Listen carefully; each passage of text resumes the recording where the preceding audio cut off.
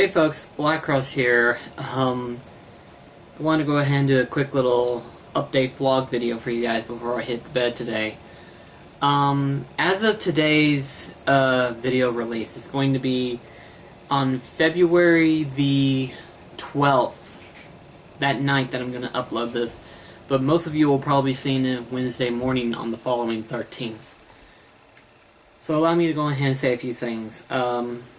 First of all, I've decided on what I want to do in terms of Shadow of the Colossus. Shadow of the Colossus, we're going to be playing through it again the following Tuesday night.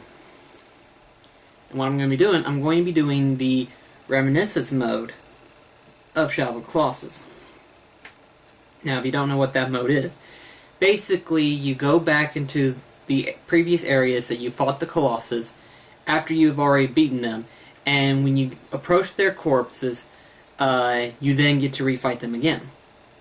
So I plan to do that, and then if we have time, we may do a little bit of it. If not, the next following week, we will start doing the time trials for the hard mode.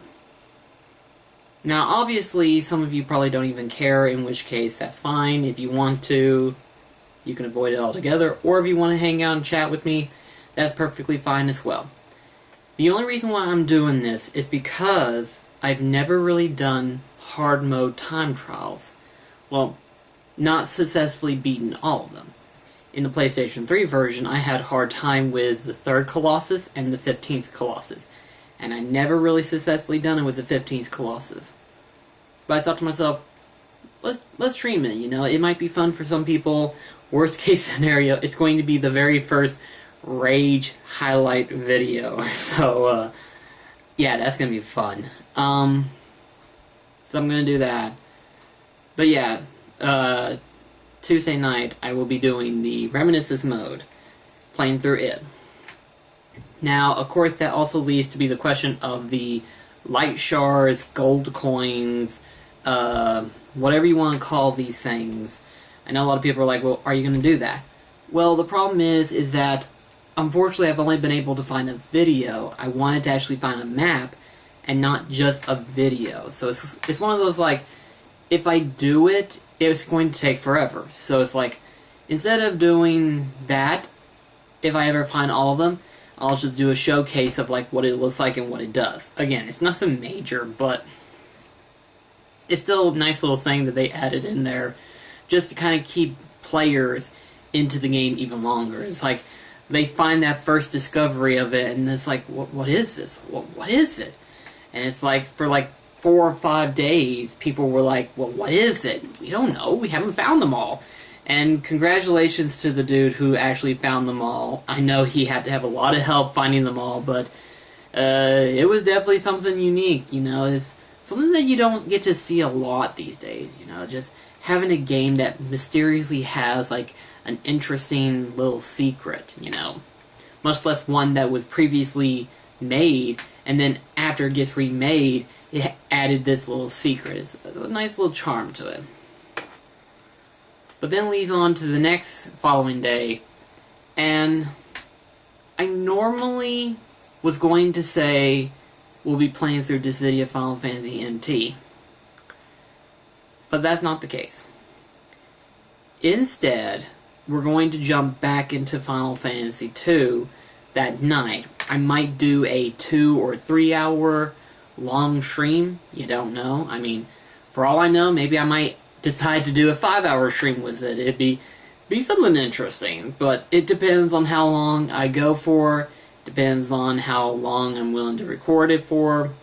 We'll see how that goes. But my reasons for why I'm not doing a Dissidia NT stream that night is because of 2 reasons.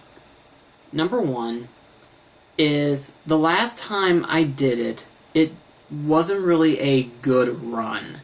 Now, I'm not saying in terms of, like, play-wise, because, I mean, I was playing through other characters, and like I said, my best one is Cloud.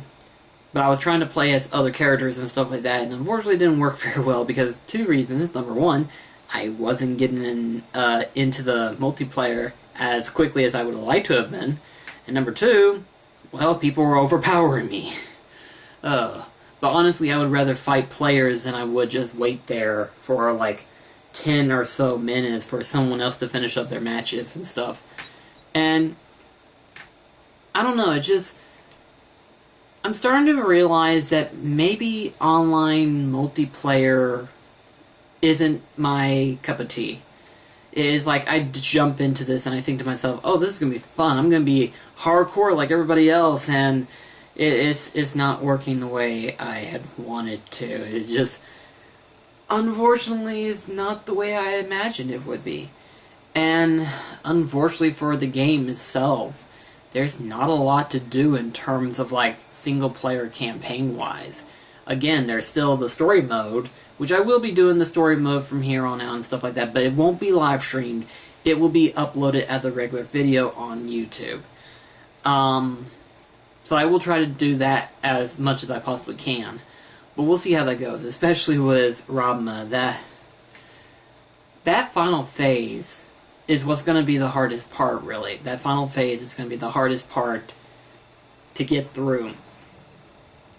And I don't know what I have to do in order to beat that part, but once I figure it out, I think that part won't be so bad. But then there's technically another battle after that, so that was going to be interesting. It's like, okay, what happens after I beat Robma? It's like, oh crap, that's going to be crazy. So, that's something. But should I get to a point where online capability or online competitive gaming starts to get a little bit better and I'm able to actually fight people, then chances are I'll actually do some highlight reels for you guys, you know? Just some random Final Fantasy NT battles highlights, you know? It's like, I'll be fighting a few matches and everything like that, and you get to see how it went and everything like that. If the chances of that actually happens to be good. I don't claim to say that it will happen a lot, but there might be a good chance that I could get into a few good fights here and there. But we'll see what happens. We'll see. I will say, though, that the DLCs that they're talking about, in terms of, like, new characters that they're adding, sounds interesting, but at the same time, it makes me wonder, is there a reason to bring any of them back? I mean, in Duodecimum, the only new character that remained it in Dissidia NT was Lightning and Vaughn, which makes sense because they are like the newest Final Fantasy cast characters added onto the roster. Next to Final Fantasy XI character, Sachido? I forgot how to pronounce her name, actually. Actually, was she? No, she was in the original, Dissidia. Yeah, she was in the original Dissidia, along with, Gazbranth, actually, now that I think about it. But, according to what, a hint was given us, they described each character based on the old half and then the new half, which can be confusing, because we don't know what they mean by old half versus new half. The only thing I can assume is that 15 is the max number. But then again, you also got Tactus as well as Type 0. What doesn't make sense is that, are they including those two games, or are those cut off afterwards? I don't know. They didn't really describe the details of that. But I'm going to assume that 7 or 8 is like old half, and then from that point afterwards, like Final Fantasy IX and afterwards, is new half. And one of the hints that they gave was that new half, female character, previous Dissidia game. The only thing that I could think of that was in the new half would be that of Final Fantasy X Yuna. And while she's got a unique gameplay mechanic that she's got about her and everything, I don't see any reason to add her on there. Honestly, I would rather have Lagana appear in Final Fantasy NT rather than Yuna. But then again, they may have already picked a character that already has like a gun gameplay mechanic. maybe Vincent Valentine would be in NT. Wouldn't that be interesting? Just to have Vincent Valentine in there in place of Tifa. That actually would be pretty cool. I hope that's the case. That would be interesting, especially if you get to have him be Cerberus in the different limit break and everything like that. I don't see them going as far as like choosing different drive forms, because technically Vincent Valentine has like 4 different limit breaks. So to say, yeah, you get to have a random limit break show up at random. You know, have Vincent Valentine transform into one of the 4 ones.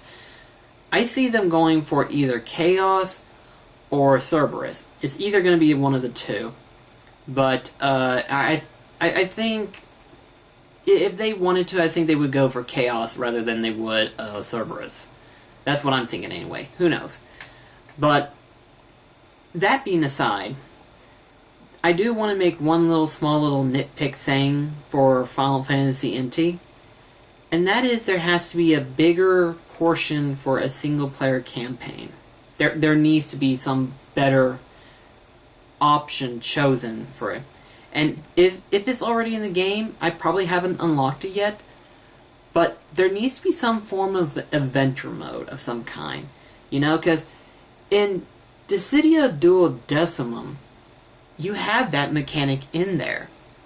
You know, at first, Dissidia had only a chessboard type style of adventure mode. Well, adventure story mode, should I say. So it's like, okay, this isn't bad. I mean, it's a fighting game, so what else would you want it to be, right? But it was interactive, you know? You actually got to fight more than just the main character enemies. You also got to fight, like, optional different sub-enemies, which was a nice little thing to have, you know? It extended the gameplay. In Duodecimum's case, you actually got to roam around in this open field. And as you went to each different checkpoint to progress through that character story arc, you also entered in random encounters with different enemies and stuff like that, being that of the dark versions, or crystal versions, as I like to call them, because that's what they look like, crystal versions, of the individual Final Fantasy casts. And I liked it that better, personally. I liked it that. That gave you a sense of, like, you know, you actually was adventuring out the realm of Dissidia. Now, aside from that, they also had its own adventure campaign mode. Now, that part actually got really crazy. You first fought against the main hero rosters, and then once you finally beat Chaos, you then fought against the villain rosters, and then you got to face off against Feral Chaos, which is even harder than Chaos. He was like at level 120. So you think about it, being that of max character Cloud that I have, I had a hard time beating that one. That one took way longer than needed to be.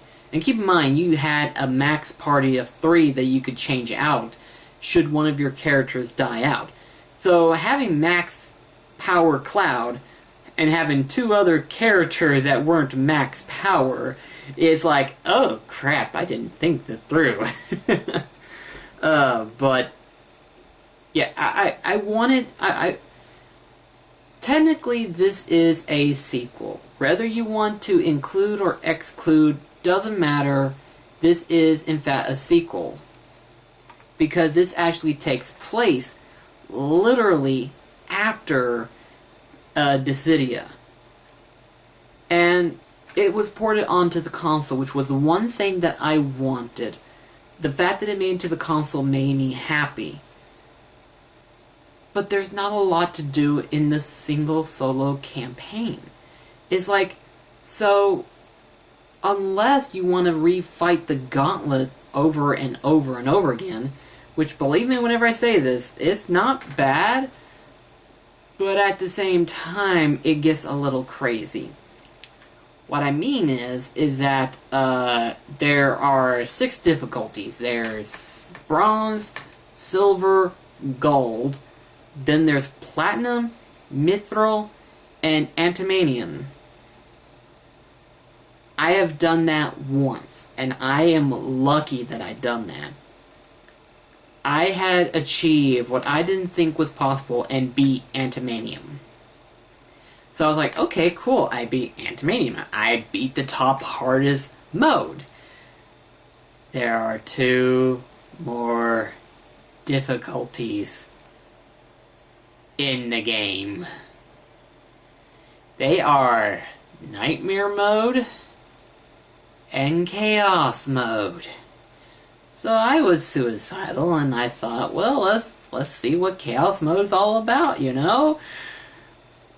Chaos Mode is basically the computer decides to go into cheat code mode and swamp your ass. Flatten it. Tenderizes it. Made it non-existent. I thought to myself, I'm surprised I stayed alive long enough just to see how difficult it was. It was nuts. It seemed like all 3 of them aimed it straight at you, and they pummeled the living shit out of you. I was like, oh, fuck.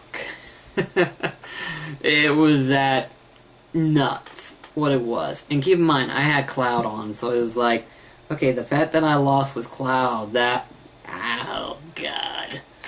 So, I don't see myself beating Chaos Mode. I might try Nightmare, but even still, I was surprised that I beat Antimanium.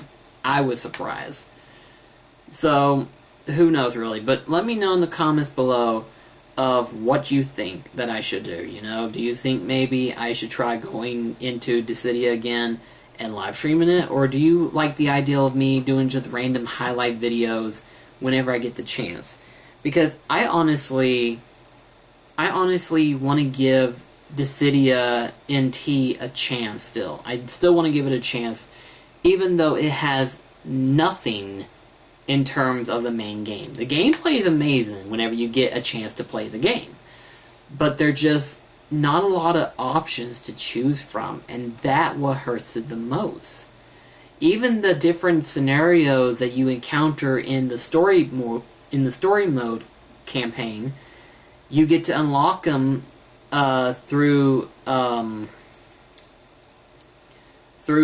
offline mode part, but at the same time, it's like, why even have that on there? It's like, if you're going to have anything added on to it, at least give us the ability to where there is an adventure mode of some kind. It just, I don't know. I felt like as though as if they shorted me content that could have made it better. But I'm going to leave it aside and let it go and say to myself, if Square Enix wants to make it bigger, they will eventually make it bigger. Hopefully.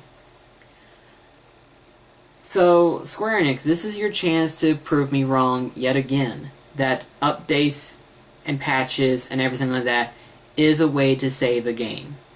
These are good chances, because so far you've pleased me with Final Fantasy 15. It took you a while to get to a certain point to showcase this stuff, but eventually it's starting to come around and starting to show its true colors to me. So, with that being said, try to add in a adventure mode type thing. Try to do something with that. You know, it just... You've probably already seen the response that people are giving it. They're giving it average score. And by average score, I mean like an average score of 6 or 6.5. And honestly, that's decent. I say decent because this is literally only a multiplayer cooperative game. And that's all it is. And that was your main focus, no doubt. But you can't have that. You cannot have it to be just that, because then it loses interest. Gameplay is different, yes.